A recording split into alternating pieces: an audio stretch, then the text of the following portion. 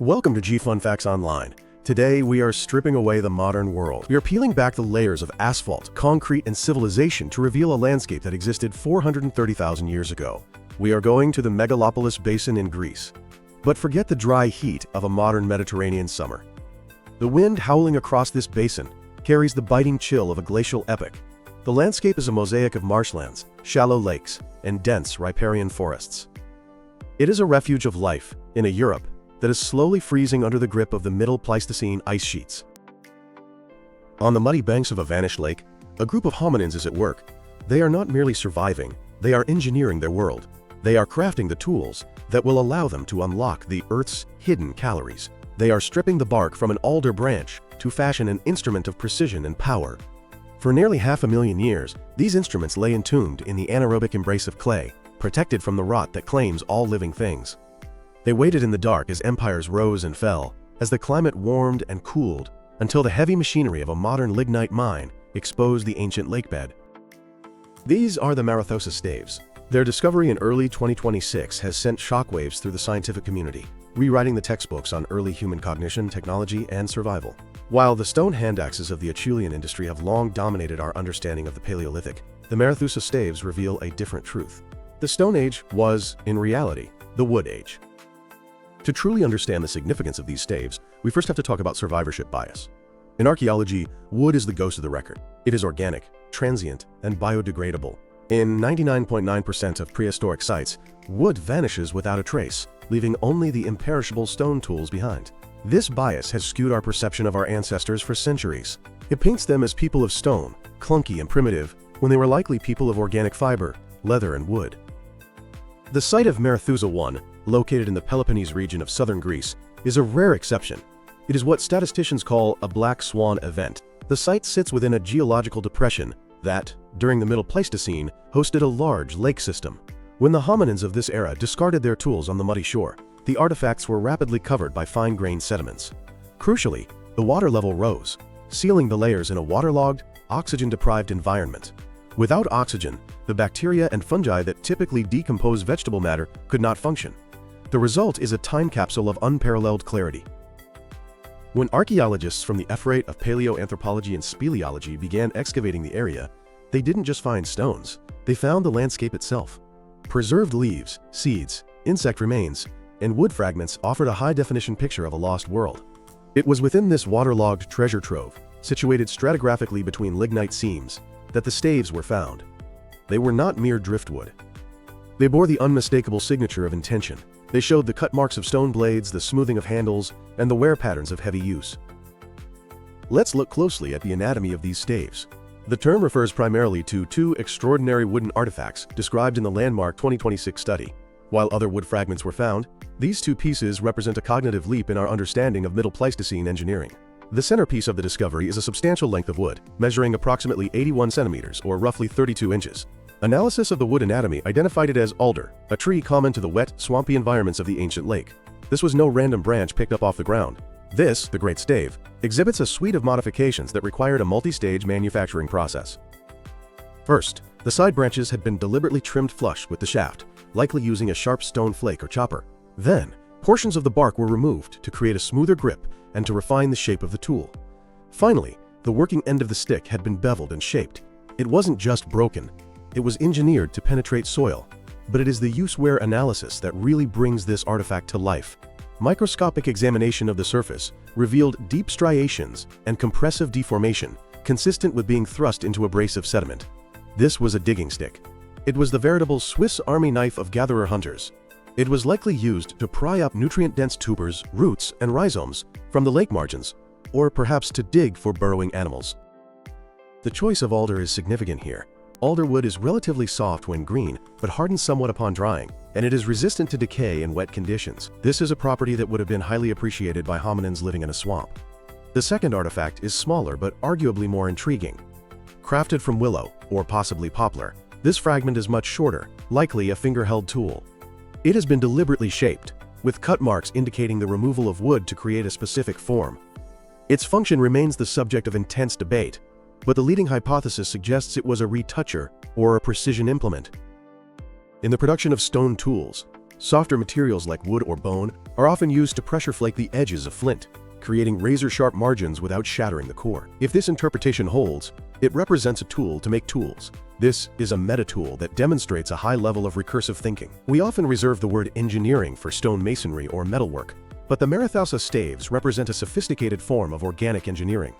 The creation of a functional digging stick is not a simple task. It requires a deep understanding of material properties and physics. The engineering began before a single cut was made. The hominin maker had to select the right tree. They needed a straight limb of sufficient thickness to withstand the levering forces of digging. A branch that is too flexible would bend. One that is too brittle would snap. The choice of alder for the digging stick suggests a specific knowledge of local flora. They weren't just grabbing any stick. They were selecting for tensile strength and durability. Then comes the manufacturing chain, or what archaeologists call the chain operatoire. This operational sequence involves multiple steps, implying forward planning. First, harvesting, which means detaching the limb from the parent tree. This likely required heavy chopping tools. Then, roughing out, or the removal of lateral branches. This affects the balance and handling of the tool. A knot or protruding twig would blister the hand during heavy use. Next, debarking. Stripping the bark prevents the tool from becoming slippery when wet, which is crucial in a lakeside environment, and reduces friction when thrust into the soil. Finally, tip hardening or shaping.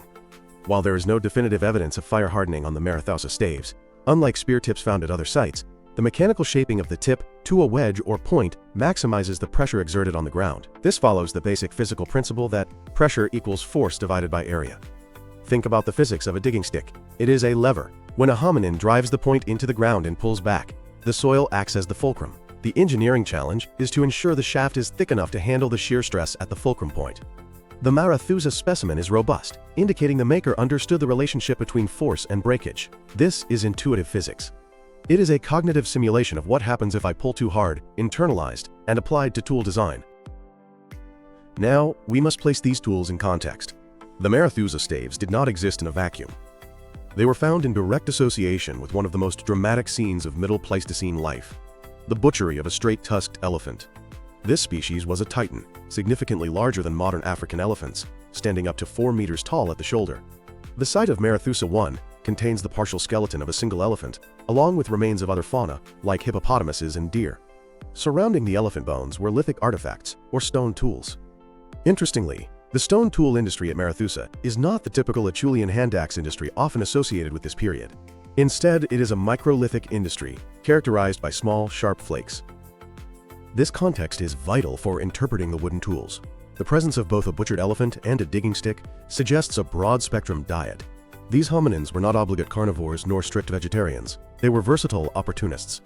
While part of the group butchered the elephant, a high-risk, high-reward event, others may have been using the digging sticks to harvest reliable plant foods from the lake mud. This implies a division of labor, or at least a diversity of subsistence activities occurring simultaneously. This also solves the mystery of the missing stone tools. For years, archaeologists puzzled over why some sites lacked large stone-cutting tools. The Marathousa Staves provide the answer. If you have robust wooden tools, you may not need large stone axes for every task. A sharpened wooden stave can be a weapon, a pry bar, or a digging implement, reducing the reliance on heavy stone portable kits. So, who were the makers? The date of 430,000 years ago places Marathousa I squarely in the Middle Pleistocene, a murky and dynamic period in human evolution. The hominins living in Greece at this time were likely part of the lineage that would eventually evolve into the Neanderthals. They are often classified as Homo heidelbergensis, though recent taxonomy sometimes blurs the lines between late Heidelbergensis and early Neanderthals. Whoever they were, the Staves prove they possessed complex planning abilities. They could envision a tool within a raw branch and execute a sequence of actions to reveal it. They possessed environmental knowledge, knowing which woods worked best for specific tasks. And they possessed social cohesion. Butchering an elephant and maintaining a toolkit implies communication and cooperation. The Staves also challenge the dumb brute stereotype often applied to early humans. A digging stick is a tool of patience. It is used to extract resources that are not immediately visible, such as tubers underground. This requires object permanence and an understanding of subterranean ecology. The thought process is effectively, the food is not seen, but I know it is there, and I have made a tool to get it. It is also important to distinguish these staves from other famous finds. Prior to the Marathousa discovery, the most famous wooden artifacts from this period were the Schöningen spears from Germany, dated to roughly 300,000 years ago. The Schöningen finds were weapons, aerodynamically balanced javelins for hunting horses. The Marathousa staves are different. They are the earliest confirmed handheld domestic tools. They represent the daily grind of prehistoric life rather than the glory of the hunt.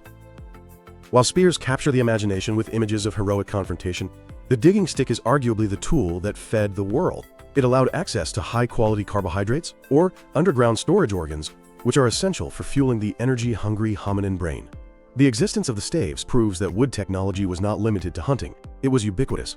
The stave form, a simple, modified shaft, was likely the foundational template for a myriad of tools: walking sticks, carrying poles, tent supports, clubbing weapons, and digging implements. The discovery of the Marathousa Staves forces us to confront the missing majority. If these complex wooden tools were present 430,000 years ago, what else was made of wood? Were there containers, like bark trays or carved bowls? Was there hafting, using wooden handles for the small stone flakes found at the site? Was there shelter, using structural supports for windbreaks? The small willow tool hints at fine manipulation, perhaps even the working of fibers or skins. We are looking at a culture that was likely rich in organic material culture: baskets, nets, furs, wood, none of which survives except in miraculous windows like Marathousa. The Stone Age is a misnomer.